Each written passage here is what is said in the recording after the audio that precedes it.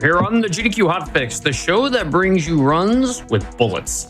First-person shooters, third-person shooters, shmups, bullet hells, lasers, rockets, grenades, raindrops, and shotgun shells. It is pouring rain outside right now, so I thought I'd change things up. If it's got bullets in it, it's got a home here at Crosshair. My name is Dangerous. I'm your host. If you think you've got a run that qualifies for this or any of our other Hotfix shows, head on over to gamesdonequick.com/hotfix and fill out the run submission form. And who knows, you may end up on a future episode of the GDQ Hotfix. Longtime viewers of this show will remember back in episode 2, I say long time, like the show's been on the air for like so long. Viewers of Crosshair that have been here since the beginning will remember episode 2 of this show was titled, Okay Boomer, Shooters, Volume 1. Well, today, folks, we're bringing you Okay Boomer, Shooters, Volume 2. We've got 3 very lovely boomer shooter runs set up for you tonight. We're going to be closing out the day with Rise of the Triad by Rick Chip. Before that, we've got famed Bioshock runner Gulch here to show us Necrovision. But we're going to be leading things off with a little kind of an odd boomer shooter title. It's got a little gimmick to it, but it's a cool one. Descent by Zello. So, Zello, my good friend, take it away. Thank you very much, Dan. Hi, everyone. I'm Zello, however you want to say it, never matters. We're going to be playing some good old Descent right here. Descent being the first 6 Degrees of Freedom first-person shooter back in 1995, made by Parallax Software. Before we get into specifics about that, I want to introduce Spooty. You want to introduce yourself real quick? Yeah, hey, I'm Spooty. I run this game, and I'll be doing commentary for it. In fact, my first run in the GDQ event ever was this game right here, so I'm looking forward to commentating it. He's the one who got me into this game, so you can blame him for all the mistakes I'm going to make. But anyways, we'll get into this. So if you've never seen a 6 Degrees of Freedom first-person shooter, we're going to have full control in both the movement and rotation in the X, Y, and Z axis.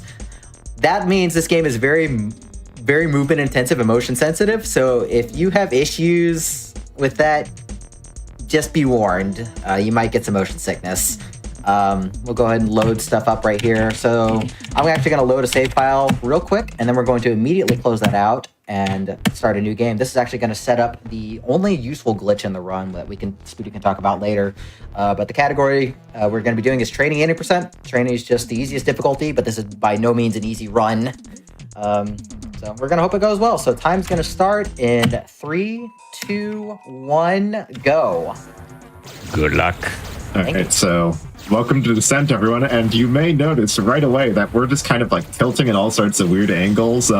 This isn't Zelo trying to make you all sick on purpose. There is a purpose to this. So this was very early on in the days of first-person shooters in general. In fact, a lot of the marketing surrounding this game was about like, hey, please play our game. It's like Doom, but better. And it has a lot of the same design senses and a lot of the same design flaws. And one of those, if you're familiar with classic Doom speedruns, Doom has strafe running, where you can kind of point yourself diagonally and you run forward and left or right at the same time, and you'll move about 60% faster. That's just math. As it turns out, Descent has the same issue, and with full free movement on an actual proper third axis of space, the effect is all the more dramatic. So you want to be kind of tilting yourself such that you can move like forward, sideways, and up or down all at the same time, and you'll move about like 70% faster or something like that. It's really fast. We did see a death warp back there. So Descent does have an extra life system. You can see the life count in the bottom right there. You get an extra one every 50,000 points, or when you get an extra life pickup, which are available in some secret areas. When you die, you lose all of your equipment and respawn at the start of the level. Early on in the game, losing all the equipment's not a big deal because we don't really have any equipment to speak of. It's not going to be until later in the game that we start getting access to better weapons. Right now, we're just using this basic little pea shooter laser and some basic concussion missiles, which you get, I believe it's 7 of on every respawn and every new level on trainee difficulty. And yeah, they're not too strong. But none of the enemies in this area are particularly strong either. You can see they go down in a few shots. Ooh, nice getting squeezed past that Hulk in that hallway. That's always a little tricky to line up.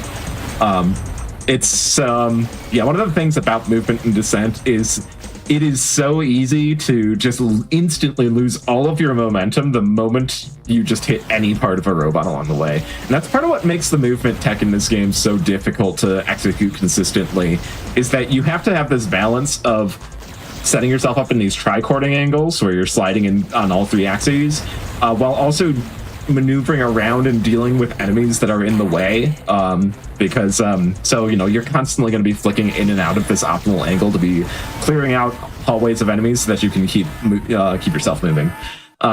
So every level works basically the same. There's going to be blue, yellow, red key, again drawing that Doom influence, generally in that order. The red key is going to house the red door is going to house the reactor, which is a big beefy boss enemy with a lot of turrets. Its health is going to increase every subsequent level, and you'll start to see that as we progress through the game. Once you blow the reactor, it'll start an escape countdown timer. You have to find the exit door and leave the level before that countdown expires. If you fail to do so, you will die and immediately start the next level with no equipment beyond the starting basic lasers, which is quite consequential later on. So, got to be careful about that. So we picked up the spread fire cannon here, this little blueberry launcher. It's a pretty substantial damage increase. It's going to be a lot better than the basic lasers, which is just in time too, because these Diamond Claws, these lifter bots, have quite a bit of health, and having the spread fire cannon will really help with that. And of course, again, robots are really good about getting in your way and keeping you from being able to move forward. So melee bots in particular are extra bad about that, because their whole design, their whole point is to try and get in your way. So good to have the extra damage increase here. And this is thankfully I think this is the single level with the most of these lifter bots. Once we're past here, there won't be nearly as many. There'll still be plenty, but the level they get introduced there is definitely the worst on that front. So we're kind of finishing up with the Venus levels here. So the storyline for this game is essentially the PTMC, the Post-Terran Mining Corporation, has mines on every planet in the solar system, and all of the mining and security robots in each of their mines has been infected by a mysterious alien virus that's made them go rogue, and you're just playing the material defender, a mercenary hired to purge the mines of the virus by causing a catastrophic meltdown by destroying the reactor. So we're starting by moving inwards towards into the inner planets, Venus and Mercury, and then after that we'll be heading to the outer planets and their moons.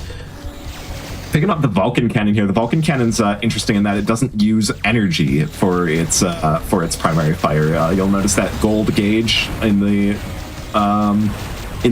UI at the bottom there. That is the weapons energy. You need it to fire your primary weapons, for the most part, but Vulcan ammo uses secondary ammunition, a secondary ammunition source called Vulcan ammo, and it's got the fastest moving projectiles in the game. They're kind of pseudo hit scan. There's a slight delay. There's a travel time to them, but it's very fast, and the projectiles are invisible, which makes them pretty dangerous. Speaking of Vulcan cannons, we start the Mercury levels here, and this is where the worst enemy in the game, and in the entirety of the Descent series for that matter, comes into play. You'll know them by their distinct shriek whenever you see them, the Light Drillers. Light Drillers have Vulcan cannons. They pretty much will dish out damage that is impossible to dodge if they get a line of sight on you. So a good amount of the routing is using homing missiles to take them out in advance, because there's one right there. Because at the very least, their one saving grace is they're pretty squishy. One single homing missile will take them out. But a lot of the routing is just around trying to deal with these light drillers and not getting ripped apart by them. Thankfully on trainee difficulty, at least, enemies are a little bit slower to respond and don't deal quite as much damage. So, as long as you're moving quickly, you can kind of get past them a lot of the times. But we're coming up on a pretty notorious trap room that gets a lot of people in casual playthroughs right here. It's a little bit late to give the volume warning there, as all the trapdoors open and 3 drillers all start shrieking. But going out of the way there for an extra life and a cloaking device. Cloaking device is kind of partial invincibility, or invisibility, excuse me. As long as you aren't shooting or crashing into walls, enemies will not react to you. And, you know, when you do something that alerts them, they'll just have like a brief idea of where you are and kind of shoot in that general vicinity. So it's great for avoiding fire from the light drillers. And we're coming up on level 7, the second and last of the Mercury levels, Mercury Core. And this is our first of 2 boss levels. So to go into further into detail about why Zelo at the start of this just loaded up a save file and immediately quit out, there is a bug associated with bosses. So bosses will teleport around the arenas they're in. That was close. That was so scary. He actually hit 0 shield before picking up that key for that death warp. That would have been very bad if he died without picking up that key. Oh my god, my heart just about stopped right there. You guys continue with the voice explanation. So, yeah, that Red Hulk blocking the way. Red Hulks are the other most dangerous enemy in the game. They shoot homing missiles, obviously pretty hard to dodge, you know, just judging by the name. They're also extremely tanky enemies. They take a ton of damage to take down. So, yeah, those Red Hulks are always scary and are pretty much the other enemy that you have to really plan for. But anyway, thanks to that save file we loaded, there's a bug associated with bosses in that they will check the in-game timer to know whether they should teleport or not. And that's not that timer that they have stored. The value of the timer they have stored is not cleared out properly from old save files you've used. So it thinks that like it lasts, it needs to wait like 20 minutes or however long Zelo had that save file cooking before he saved it. It's before even longer because I used it on the final boss as well. Yeah, so like you just have, if you have a save file that's been sitting around for like longer than the length of a typical speedrun and you load it up and quit out, it'll just bug out and it'll never teleport. And that eliminates an otherwise really pesky amount source of RNG in this game. That's so weird. Yeah, it's a really bizarre oversight, but hey, it's there and we'll take advantage of it because it cuts out really annoying RNG. Yeah, I do want to say I'm playing this the Rebirth source port specifically on version 0.581 because this is the last version that has that bug before that was patched out. Gotcha. Yeah, there is a source port, for modern systems that is being still, somewhat actively maintained by the community, and they are going back and fixing some bugs like that. But of course, we always have the option of using older builds if it turns out they're fixing a bug that we actually want around. I do highly recommend using Rebirth if you want to play this game because playing it in DOS is not nearly as fun as it is playing it in Rebirth. Yeah, no, if you buy this game on Steam, I believe it just launches a DOSBox instance and runs the game through that. Oh, nice. And it is, it's definitely not the best way to experience the game. Like, you just get so much of a smoother experience using a source port. I would absolutely recommend if you're thinking of checking this out, grab a source port for it. It'll be worth it. You'll thank us in the long run.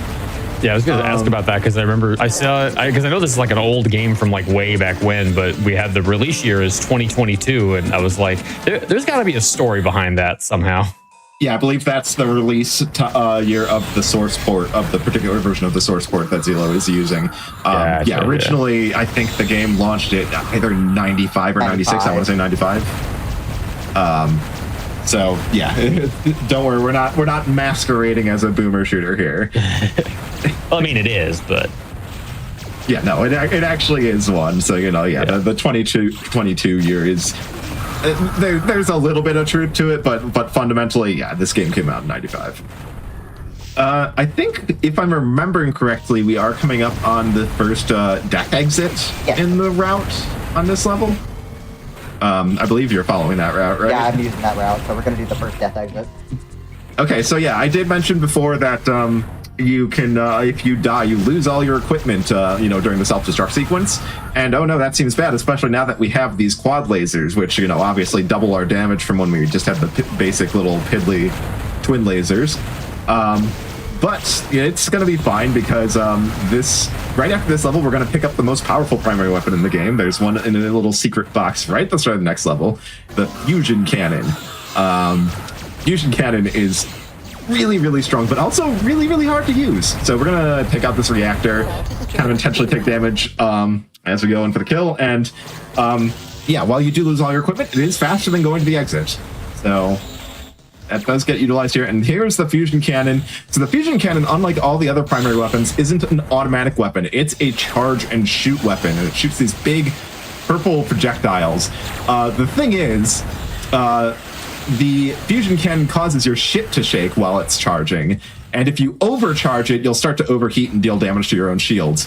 And the maximum damage the fusion cannon can deal is above that overcharge threshold. So you will see Zelo intentionally overcharging and sacrificing health sometimes to deal a little extra damage, especially against tanky enemies like the Red Hulks.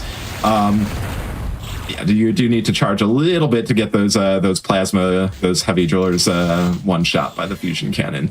They're a little bit bulkier, a new enemy type in this level. Thankfully, again, light drillers, fairly flimsy. A quick tap shot from the fusion cannon will take care of them all at once. These Red Hulks, though, they take quite a bit of charging. In fact, if you want to one-shot them with fusion, you have to overcharge and start dealing damage to yourself. But usually, I think you'll see him coupling the fusion cannon shot with some missiles to take out the Red Hulks. And we're picking up that Sega Saturn logo back in the wall there. First saw one back in the 5th level. The Sega Saturn, the sheer power of the greatest console of all time, makes you invulnerable for about, I think, 30 seconds. And going to be putting that to good use here on this approach to this reactor, because there's a couple of Red Hulks guarding this reactor room. And we'd like to just ignore them if we can. Unfortunately, getting in the way there. I'm going to do this the safe way. So we're going to grab this cloak that's on the other side right here. Yeah, again, just as I mentioned before, the fusion cannon shakes your ship while it's charging, which makes accurate flight very difficult, sometimes impossible if you get unlucky enough, because the ship shake isn't controllable or manipulable in really any particular way. It's pretty much random. And sometimes, you go for that crucial shot and the ship jerks up right before you release and you just miss. Or sometimes it wiggles you into an enemy that you're trying to fly past. You can kind of, do what you can to just shift your mouse subtly to try and compensate for the shake, but sometimes it's just going to cause problems. And now we have the hardest planet in the whole game. Yeah, we are now on the Jupiter moons, which this first level filled with lava. Lava will splash up whenever any weapons hit it, which will deal damage to any enemies or to any players that happen to be near it. So you can't count on just dodging projectiles when you're near lava, because even if you dodge it, if they hit the floor near you, you're still going to take lava splash damage. The floor really is lava. Someone had to say it. And got a cloaking device drop. There are some cloaked melee type enemies that have a random chance to drop cloaking devices. Zelo got one a little earlier, which may seem nice, but also means that he couldn't pick up the one that was just on the floor near the yellow key there, because you cannot pick up another power-up while you currently have the same type of power-up active. That does mean he's not cloaked for this key run, which can be a little sketchy. Thankfully, there's a couple of extra. Oh, there's a cloak right there because one of the lifters came right down to meet me. Oh wow, yeah, that's pretty rare. There's a couple of cloaked lifters there that spawn up near the exit door of in the shaft you just went past. Nice. One of them came down. One of them roamed down really aggressively and gave him an early cloak drop, which makes this reactor kill a little bit safer. Yeah, that is the worst reactor room in the entire game for me, so I'm very happy to do that very safely. Yeah, there's a lot of bots flying around that have kind of a camo texture against the lava and drop proximity mines everywhere. And proximity mines hurt quite a bit if you run into them. So yeah, pretty dangerous. I believe we have some death warps, some storage deaths coming up here. Yes. So the red key on this level is pretty far out. So we're just gonna take a death right in front of the reactor room there to drop all of our gear. And then we're gonna make our key runs here. So yeah, just gonna grab the yellow key and the red key, and the one thing you do retain across lives are any keys you've collected on the current level. So yeah, once you get the red key, you can just death warp back to the start and go straight to the reactor. And you know, as long as you've got like a nice little tight little hallway or something to drop all your gear in, you can just fly straight through it, pick up all your gear again, and be on your way. It saves quite a bit of time from you know, compared to backtracking from all the way out here. You have to be careful though, there's a lot of red hulks along the way to this red key, and it's a little scary, but Zelo making it, gonna take the death there, and you'll see we just fly right down here, and look, all our gear just nice and compressed in this one little cube. And we're able to just rush the reactor and leave the level right behind it. And now we have the hardest level. Yeah, level 13. This level is the longest and what I'd say is probably the most difficult level of the run. There's light drillers right at the start there, but more importantly, there's red hulks absolutely everywhere. And a lot of times in very narrow hallways where there is no room to dodge the homing missiles. It's pretty much impossible to do so. I think like technically it's barely doable, but like in Especially practice, if you're playing a harder difficulty where they move extremely fast. Yeah, in practice, it probably ain't happening. So we're going to see Zelo kind of take some time to clear out some of these red hulks, because we are going to have to be going through some of these rooms again on the key runs here. Unfortunately, yeah, all of the keys very far from the start, so can't utilize any sort of death warp strategies like we saw in the last level. It's just a pretty long and arduous gauntlet for this level. Throwing a mega missile into this room because there's 2 light drillers and a red hulk. A direct hit from a mega missile will one-shot a red hulk, and the splash damage from it will take out the drillers. So, you know, it's very good for that room. You can just directly approach that room if you want, but it's going to be really, really dangerous. So the mega missile, just a much safer approach there. Do have to be careful with mega missiles, though. Their huge blast radius, it does a ton of damage, so whenever you use them, you got to make sure you are far away from them. Otherwise, you're likely just going to be blowing yourself up. So this level also does have the longest escape sequence in the game. The exit is right there where we just picked up the red key, up a long exit shaft. And yeah, as you can see, like the reactor room is quite a ways away. We're having to fly through multiple rooms to get there. Shield is looking very sketchy. So I'm gonna just be quiet for a bit and let Zelo focus here, because he needs to make sure he gets this reactor killed. There it is. Okay, nice. That was scary. So yeah, we are going to take a death exit here just to cut out that very long backtrack to the exit, which does make this level a lot harder. Back when I was running this game, we did not do that death exit, and we would still have some weapons here. We'd do some storage deaths and stuff to do a death warp from the red key, but the reactor room is going to be a lot harder without that fusion cannon. We will be getting a new fusion cannon again shortly, though. I believe not in this level, though. Yeah, in 15, there's one halfway through. Yeah, I think I remember exactly where it is. Yeah, it's right on the way to the red key. But, so taking out a surveyor bot there, that little blue ball enemy. They don't have weapons. They are just there to allegedly alert nearby bots to your presence. I'm not sure in practice if they actually do anything on that front. They do. They definitely do. Like, I've seen like some enemies get very aggressive when alerted. Okay, fair enough. But their main purpose is they all seem to have like specific scripted item drops. And that particular one always drops an invulnerability, which makes this key run a lot easier. So yeah, going out for this yellow key, we'll be seeing some more use of the spread fire cannon again for these key runs. But yeah, you'll note again that this red key is very far out of the way from the start. We did see the red door right at the start of the level. Quite a long backtrack to get back to there. So we will be taking another deck here, just warping after the red key here. Still 2 lives to spare. You know, we've got everything routed out to make sure that there are more than enough lives to make this work. And we're going to be killing a cloaked lifter here, hopefully getting a cloak drop. Yep, there's one. Nice. Because yeah, this room's got. Saw him get lit up a bit there briefly because he crashed into the wall there. But this room's got 4 red hulks and 2 light drillers. 4 of the most dangerous enemy in the game, and 2 of the second most dangerous enemy in the game. I'm glad to be out of Jupiter. I'm so glad to be out of Jupiter. Yeah, we're done with the Jupiter Moon levels, and those are like Zelo said, they're pretty definitely the hardest levels in the game. There are some other outliers that can be pretty tricky, but the Jupiter stretch is just the most brutal part of this game. It's just 4 consecutive levels that are all pretty relentless and pretty tight on resources. So picking up a spread fire cannon here, gonna throw some more blueberries around for a little bit, but I believe the fusion cannon should be coming up after the blue key on the way to, or after the yellow key rather, on the way to the red key. It's just right in the middle of the arena. That's towards the red key, so we'll be getting back to full strength soon enough.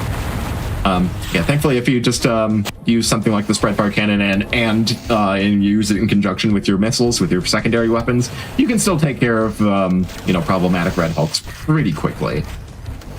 Let's talk a little bit about the movement, because turning speed is not instant like it is in most other FPS where I could just swing the mouse. Though you actually have quite a bit of physics hauling to do, and you're very, very locked to a slow turn speed. Yeah, and there's that fusion cannon I was talking about, but that is something that I think it actually causes a lot, contributes to the motion sickness issues for some people. Is just adjusting to that. This game is not free mouse look. Your rotation has physics attached to it and max speed attached to it. Interestingly enough, rotating vertically for some reason, and only vertically, specifically vertically. So close. One shield there. Okay. Vertical rotation is half the speed of horizontal or rolling rotation. Oh, I didn't get the shot. Yeah, I saw that angle go up. I was wondering if one of them clipped the wall above the reactor. But yeah, so oftentimes if you see Zelo in a position where he has to rotate to look either up or down, instead of just holding up or down rotation, he's going to combine rolling with horizontal rotation. It's kind of subtle, but if you know to look for it, you'll notice it.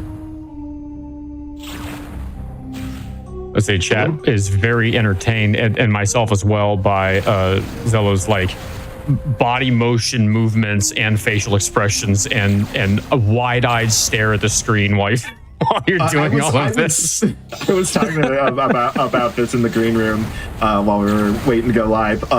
It is impossible to play this game without bobbing around in your seat at least a little bit. I'm the kind of person that when I play Time Crisis, I'm the kind of guy that jumps whenever a shot is fired at me. So. Same. Yeah, no, like I said, I've run these games quite a bit, and hours and hours, probably hundreds of hours put into this game, and I don't think I've ever gotten to the point where I'm not tilting my head to look at my monitor slightly sideways to see if maybe I can get a better angle, or to look around that corner, or ducking under a homing missile that I'm trying to dive underneath. It's you can't do it. You can't just sit still playing this game. It is going to do that to you. And again, I think the fact that the movement speed rotation is limited really actually kind of helps sell that immersion. Not being able to just twitch your mouse and spin around 360 degrees. It really does kind of do a good job, I think, of really kind of making you feel like you are piloting a somewhat clunky ship. It certainly looks like it. That can only maneuver so well. Look, would you really call the Pyro GX a clunky ship? It's too badass of a name. It's true. I don't mean to speak ill of it, but I'm speaking from the perspective of other first-person shooters. Again, bringing back the Doom comparisons. You look at classic Doom. That man has jets strapped to his legs. Right. He runs at the speed of a cheetah on a rocket propelled cheetah. And if you throw in strafe running and wall running into the mix, it gets even more ridiculous from there. Compared to that, this ship looks absolutely sluggish. I got a lucky cloak drop, so that's pretty nice. Yeah, this level kind of formally introduces the mine layers. We'll see a lot of those gopher bots flying around the tunnels, dropping those proximity mines. But this level is pretty generous on the power-ups. There was an invulnerability that you can't miss on the way to the blue key, which we're grateful for, because there's a lot of red hulks by the blue key. So being invulnerable for them really helps. There's also an Stack up optional into it. invul. Yeah, there's also an optional invul that I don't need to take because my shield is really good. This is like double of what I normally have, so we can skip that. Yeah, And yeah. there's some nice Yeah, it's flexibility looking- on the route, just being able to pick whatever power-ups you want to get. Yeah, and on trainee difficulty, if you get a lucky shield drop, it's worth a lot more. The difficulty scales the value of those drops. I think for trainee, it's what, 18. like 18? Yeah. Yeah. And you'll also sometimes see people running hot shot. There it's 12. If you go all the way up to the maximum difficulty insane, it's only 6 points per pickup. And Ooh. The enemies also deal more damage and shoot much more rapidly. So it's like, oh good, I got a shield pickup. That is half a laser shot worth of health. It's pretty brutal if you play on that difficulty. We're going to see another intentional death here just to store gear in this narrow hallway while we go run and get a couple of keys. Yeah, this level's got kind of a scattered layout with a lot of winding hallways. All of the keys are pretty spread out, so it's going to be advantageous to take a few intentional deaths here. Take another death here. Yeah, it's actually something worth commenting about the difficulty level is that if this game looks really hard, like you're seeing how often Zelo's gotten down to 1 health, that's because the first Descent was way too hard. They actually had to really retune the difficulty settings when they made the second game because there were too many people who like couldn't make it past the first couple of levels on the lowest difficulty when this game originally came out. So if you play Descent 2 or like any of the other follow-up games, you'll notice a stark difference. In fact, in Descent 2, some of the death warps actually get a lot harder to do just because it is so hard to die on trainee difficulty in Descent 2. That's funny. All right, nice shot on that reactor and moving out here. Yeah, interestingly enough, the reactor rooms kind of get quite a bit easier at this point in the game compared to some of what we saw in the mid game. Like, you know, we saw that level 14 reactor room with the 4 red hulks and the 2 light drillers. That was really only manageable because Zelo got a lucky cloak drop with the basic equipment. Whereas that reactor room, it's like there's 1 red hulk and a swarm of these bots that shoot just basic level 1 lasers. The difficulty curve is a little bit weird at times. That said, this level can be a little tricky. There's a lot of red hulks in this second floor here, so gotta be careful around it. In fact, when I was doing this playthrough of this game, like deathless, insane difficulty only, this level was the hardest level for that run. I'm actually surprised to hear that. Yeah, no, because the red hulks in that second ring are just, there's a bunch of them and they start roaming by the time you get there. Yeah. And it's just so hard to deal with roaming red hulks on insane difficulty. Yeah, because they shoot so many homing missiles and they do like 40 damage a piece. Yeah, they'll shoot them in bursts of like 3 missiles at once, and if you eat the whole barrage, you're just dead from full starting health. It's so rough. But yeah, speedrun, it's pretty straightforward. We really only have to engage with 1 of those red hulks, and then we're just going to overcharge the fusion here. Ooh, I think those shots clipped. Okay, yeah, that's fine. It wasn't that bad. That's fine. Yeah. So something about the fusion cannon is the projectiles hitboxes are absolutely huge. It's really easy for them to clip just parts of the map geometry and come to a dead stop. The blue bot's already not cooperating. There he is. So yeah, this is a unique level in that the keys are held by enemies. They are color-coded, so you know that solid blue enemy drops the blue key. We'll see a solid yellow and a solid red enemy coming up. The level is very small, but if the key bots get away, they can be really hard to track down because this level's just full of really tight, like grid-like hallways. So it's really easy for them to just duck behind cover. There you go. Oh, and the red key bot's gone somewhere. Dude, I hate when this happens. I'm gonna save Yeah, Where it's gone, who knows? It's time to Let's play hide and seek here. Oh, there's also a go on a fun platformer. scavenger hunt. Oh yeah, those platform bots. We saw the There it is. It somehow died. Okay. I don't know what killed it. I think it ran into one of its own mines or something. I'm not complaining. Yeah, so we saw those like the white and tan platform bots earlier that shot level 3 lasers, the blue lasers. Okay, ooh, that was close. The reactor almost didn't die in time there for that death exit. But yeah, that level really introduces, shows en masse the alternative version of them, the green missile platform bots, which have a really menacing shriek, like gurgling shriek to them too. That's really scary to hear. And they shoot a lot of missiles rapid fire. They're pretty dangerous. Definitely not light driller or Red Hulk level dangerous, but you do have to be very careful with them. So, yeah, death exit from that reactor room. Gonna set us back on gear. We're back to the spread fire cannon here. Thankfully, enough room to fly around most of the enemies as we grab the keys here. That cloaking device that we just picked up gonna help get around these Red Hulks. And we just grab a fusion cannon right here. Very convenient next to the red key, or yellow key here, excuse me. I know my colors. Gonna get 1 extra life as well. The routing is still very important, though. Thankfully, we don't need too many more points to get the lives we need.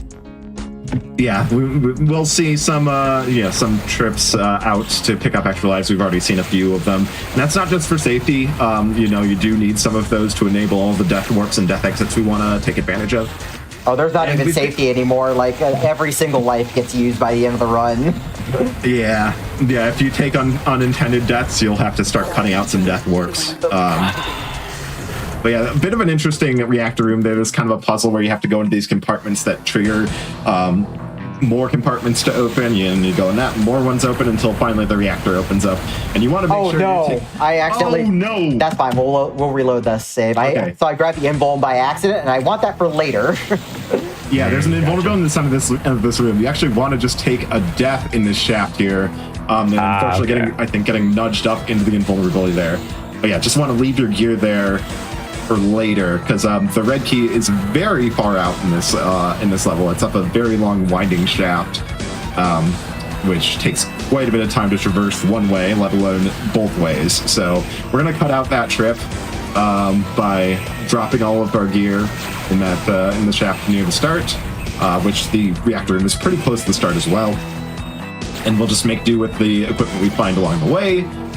We're grabbing the keys. Thankfully, that includes a fusion cannon, so this run is not, this key run is not too bad.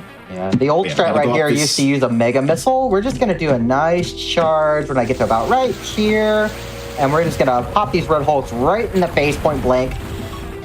Yeah, there we go. Nice. It's such a cool new strat. That cloaking device that we picked up just a little while ago helps with that climb, because there's light drillers in every one of those grates that Zelo was passing by. And they can occasionally get some shots off on you as you pass by, but with the cloaking device, they're not even going to care. And there's why we want that invulnerability. Again, sorry for the lack of volume warning as we have entered that room and 10 drillers all shrieked at once. Gotta love them. And look, those purple webby enemy spawn points, they spawn more of them. That level, I believe, is also where we get introduced to cloaked light drillers, because they weren't bad enough. The cloaked light drillers are well cloaked, so they're a little harder to see. They also have a little bit more health for some reason, and they also give you less points when you kill them for some reason. That's an insult to injury at that point. Yeah, they only give 700 points to normal light drillers 1,000. Why they're that way, even though they're harder in every conceivable way, who knows? Well, even the developers themselves were just like, yeah, we made Red Hulks way too tanky. It's just things you find in retrospect. Mm-hmm. Yeah, there's a lot of, again, this game was pretty early on in the first-person shooter genre's lifespan, as a whole. This was made back in the day when first-person shooter wasn't really a term yet. Everything was just Doom clone. That's what you hear everyone calling it. Yeah, Doom-like, Doom clone. Yeah, that's what it was, because Doom was the first-person shooter. It was grinding productivity in every office with computers to a halt. The point where antivirus software came bundled with a Doom killer command in a lot of cases, where you could just it would send the end current game in Doom command to every machine on the current network, just to make everyone in the office stop playing Doom. I actually had a question about given how old this game is, I'm curious, has anybody tried to TAS it? Because I'm watching all this movement, and human-based movement, with a game like this, you're gonna bump into walls, you're gonna have little micro time losses here and there because it's just kind of the nature of playing, like, you know, having a human hitting buttons. How fast would a task run of this be that just slides through every hallway at the perfect angle? And oh, it would be stupid fast. I don't know exactly how, but something that I think at a task level you might be able to implement into the run. That's really funny. Let's go back to the fusion cannon and its shaking mechanic for a bit. Oh no. So the fusion cannon, as I mentioned, it just kind of shakes your ship randomly as you charge it. That effect ramps up the longer you hold the button, and there is no ceiling to that. It will keep shaking your ship more and more violently the longer you hold that fire button. If you use some cheat codes to give yourself infinite energy and invulnerability, it will get to the point where you are getting thrown across entire like 20 tile rooms instantaneously.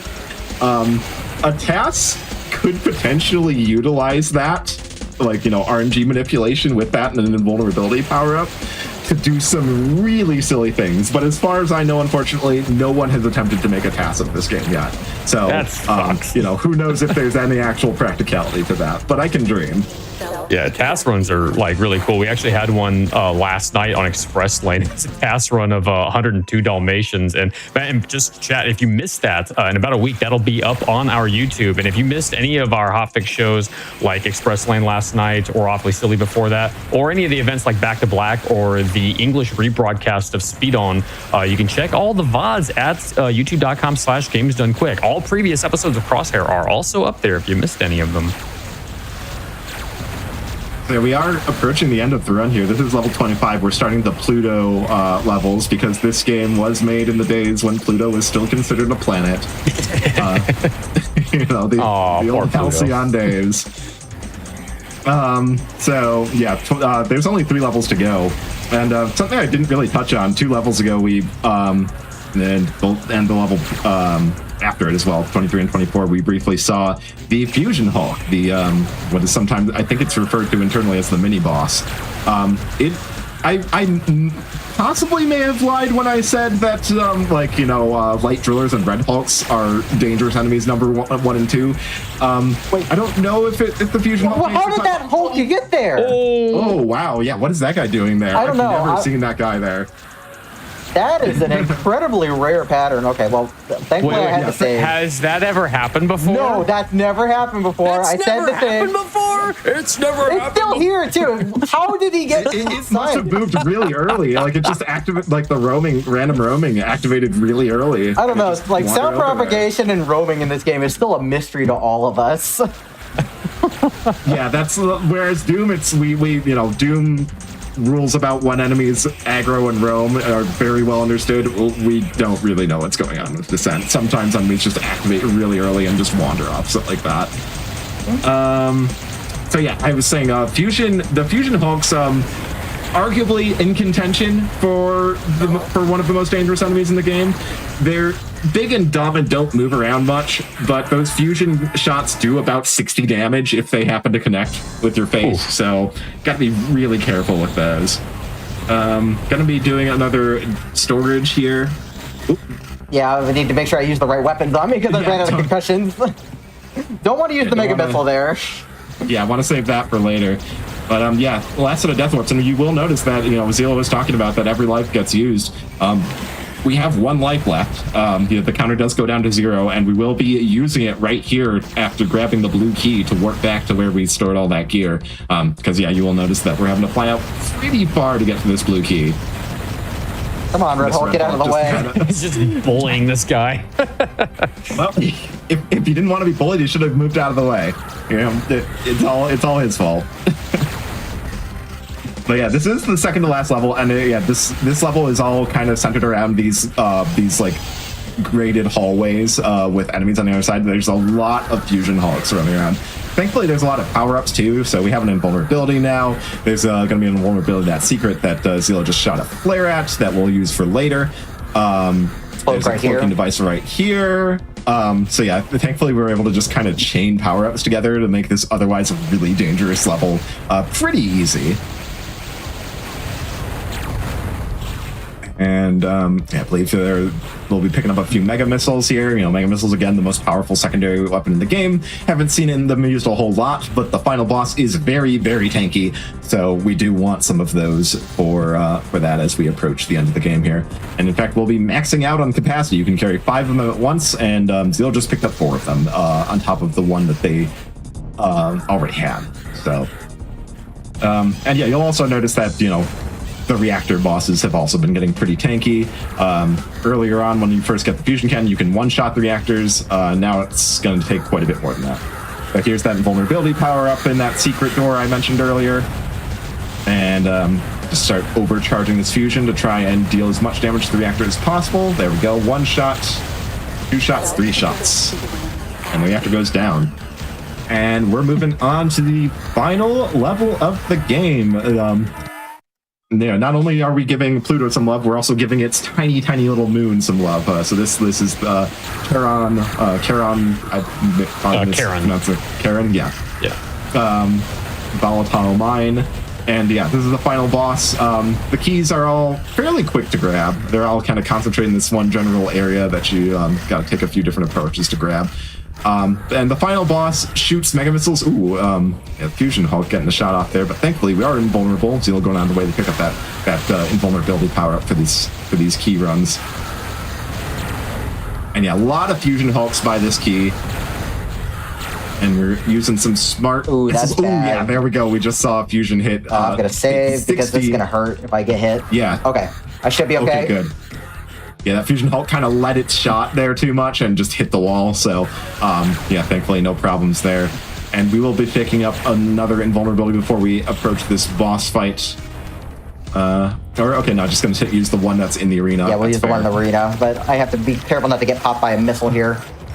Yeah, the boss shoots Mega Missiles here, which obviously, you know, as we talked about before, pretty much one-shot you if they hit you directly, so gonna utilize this invulnerability here. And we do switch to the quad lasers because while the fusion cannon is really great for burst damage, the quad lasers are better for sustained damage. Coming up when I exit. Yep, I'm in just a couple seconds here. Time. GG! Oh boy. That was intense. That had some scares at the end. Pluto is never easy to deal with. And my hands are pretty shaky by the time I get to that point in the run. So let's say... well done, though. Thank you. Let's just say Crosshair is cool for our saying right let's there. Let's go. So a 43 IGT, but that also included just a couple loads, which that's still pretty good. Like I think a 4059 is my PB, and I want to try and get it down a little bit more again. Nice. Well done. Did you have any shout outs that you wanted to give? Plug your socials. Tell people what you are up to these days. Yes, thank you. So big shout outs to Spooty for being commentator for this because we kind of do this thing where we have pilot and co-pilot for each other. So thank you for being here for that. Big shout outs to Fozun, who holds the current record for this game and has for quite a long time. And Marvin for really pushing ILs for this game on insane difficulty because they're mesmerizing to watch, especially since he plays keyboard only. If you want to watch, if you want to watch more stuff I do of this or music games or whatnot, you can find me at twitch.tv/Delo, 3 L's and 3 O's. Spooty, you got anything you want to say? Trans rights. Yeah, trans rights, absolutely. Heck yeah, trans rights. But yeah, that's going to do it for me because unfortunately, I have to go to work like right now. So Dane, I'm passing it back off to you for the rest of Crosshair. Well, thank you very much, Zelo, and thank you for showing this off. I was like so excited to have you finally on the show because I was not about to let you sneak away and not be on Crosshair at some point. So thank you for being here. Folks, we're going to chug right along into the next run coming up after the break. In the meantime, just